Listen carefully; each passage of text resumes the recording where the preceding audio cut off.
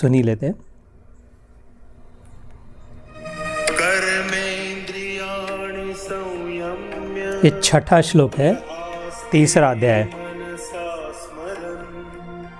इंद्रियार्थान विमूढ़ात्मा मिथ्याचारस्य उच्यते।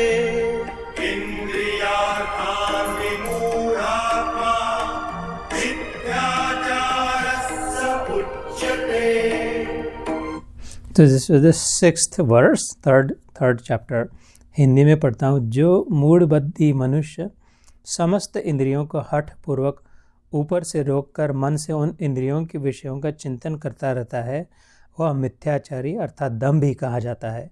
कर्मेंद्रियाणि संयम्य य आस्ते मनसा स्मरन् इंद्रियार्थान विमूढ़ात्मा मिथ्याचारस्य उच्यते। कि ऊपर से हमने बहुत कितना भी ड्रामा कर लिया ना, लेकिन अगर मन में अलग विचार है तो मिथ्या मतलब झूठा, उच्चते मतलब उसको झूठा कहते हैं। कि इंद्रियां संयम में, इंद्रियों को तो बहुत संयम कर रहे हैं। अरे हम गुरुवार को ये नहीं खाते, हम 12 बजे से पहले वो नहीं करते, इस दिन ऐसा नहीं करते। एक बहुत नियम बहुत नियम से बांध लिया अपने आप को, और लोगों को भी कह रहे ऐसा नहीं करना चाहिए, वैसा नहीं कर रहे।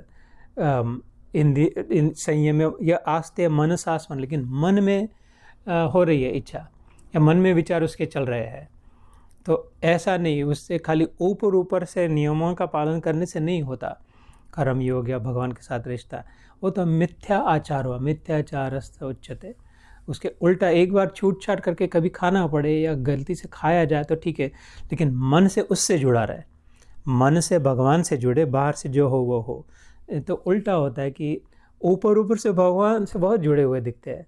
आज मंदिर जाना, आज इस दिन, आज देवी माता का है, आज बाबा का है, आज गुरु का है, ये ओवर, लेकिन मन अगर दूसरी ओर हो तो फिर जुड़े हुए ना। क्योंकि again the prime mover, the actual transformation अंदर में होता है ना।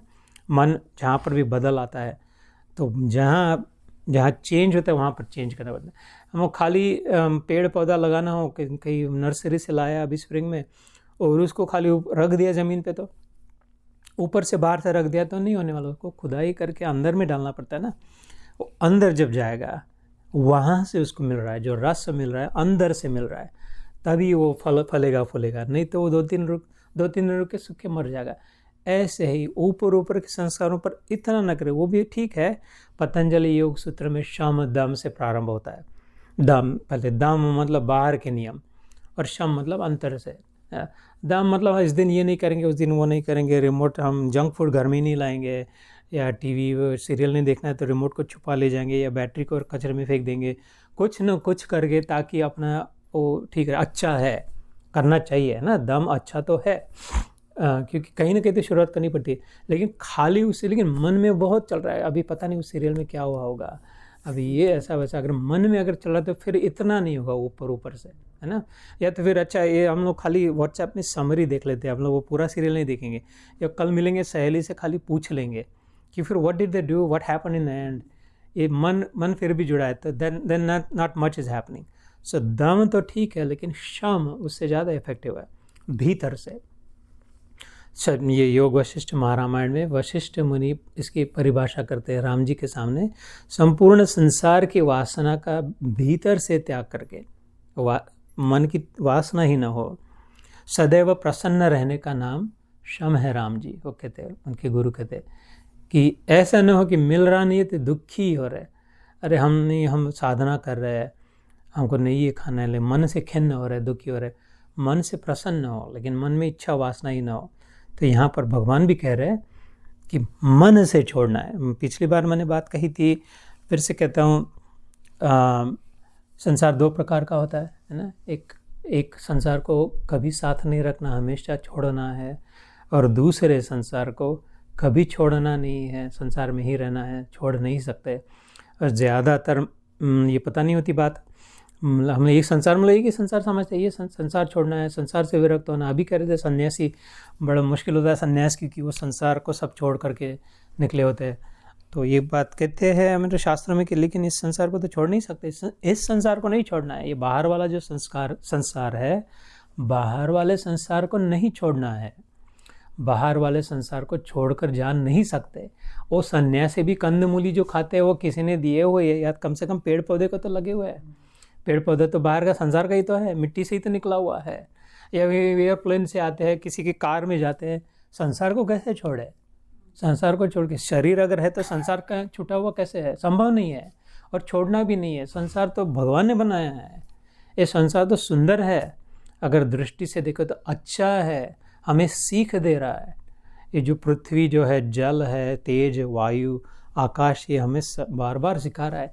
इनमें से जो भी कोई कार्य कर रहा है, सूर्य दिए जा रहा है, ये कर्मयोगी, महाकर्मयोगी सूर्य कभी ये नहीं सोच रहा है कि ये बुरा है, इसको नहीं देते हैं, ये अच्छा है, आज इतना दिया है, मीटर का इतना पैसा दे, मेरे को तो कुछ नहीं भेजा करके, है ना। ये लोटा जल चढ़ाते हैं भूर्भुवस्सुवः करके, तो नीचे गिर जाता है, अपने पैरों में अपने को मिल जाता है। उसी का जल उसी को देते, उसका कोई मतलब नहीं है, उसको न चाहिए, उसका मन भी नहीं उधर, ध्यान भी नहीं, उस अपना काम अपने काम से कर किए जा रहा है। ऐसे है अपने आप से बही जा रही है ना। जल ये नहीं सोचती कि इनके गला सूखा ही रहने देते करके। गंगा ये नहीं सोचती पापी आदमी इसको नहीं डूबने देते। महाकुंभ में तो सब जाके आए, जिसको जाना था जा करके आया था, है ना। ऐसे ही आकाश सबको जगह दी है, आकाश ने भी। अग्नि सबको जलाएगा, अच्छा हो बुरा हो, संत भी साधु भी जो भी डाले, है ना, पवित्र कर देगा जैसे। तो ये तो हमारे आजू बाजू में 5 बड़े कर्मयोगी है जिन्होंने ये संसार बनाया है, और इसको भाग के छोड़ के कहाँ भागेंगे? इसको क्यों छोड़ना है? इसमें बुराई क्या है? बुराई हमारी दृष्टि में है, बुराई हम इसका कैसा उपयोग या दुरुपयोग करते हैं इसमें, है ना। ये संसार को नहीं छोड़ना, फिर कौन से संसार को छोड़ना है? एक जो अंदर में हमने बनाया हुआ है ना। I know I have already said this before, लेकिन ये सिर्फ याद, रिमाइंड, रिविजन के लिए कि अंदर में जो हमने बनाया, भगवान वाला संसार बढ़िया संसार है, फर्स्ट क्लास है। अपना वाला संसार कचरा है, एकदम कचरा पट्टी है। उसमें राग है, द्वेष है, कामनाएं हैं, क्रोध है, मत्सर है, जेलसी है, कुछ किसी के मन से चोरी की जा रही है, एंग्जाइटी है, चिंता है, दुख है, दर्द है। और वो कहीं नहीं, छोड़ उसको, क्योंकि वो सच्चा है ही नहीं, वो तो हमने अपनी कल्पना कर ली है, इसलिए, है ना। तो इसलिए यहाँ पर भगवान ने कहा कि जो अंदर में ये सोच रहा है बाहर से ड्रामा का, उसको मतलब नहीं है, बाहर से ड्रामा की ज़रूरत नहीं, अंदर को सुधारे तो सब सुधर जाए। सो we'll maybe we'll stop here and then we'll pick up next time. So जय श्री कृष्ण, जय